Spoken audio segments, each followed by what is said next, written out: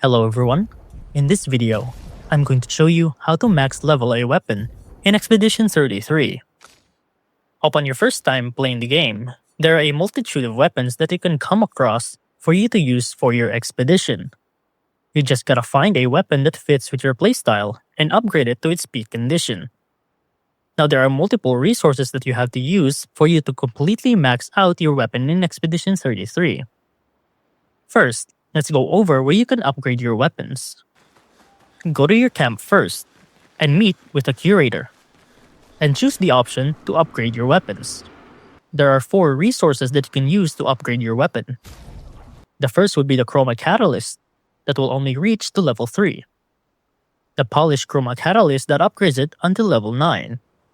The Resplendent Chroma Catalyst that upgrades it until level 19.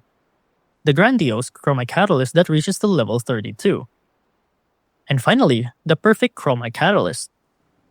For this final one, you can only have a very limited amount of this every playthrough, at around 11 for your first time playing.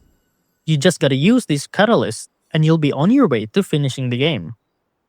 And that's how to max level a weapon in Expedition 33.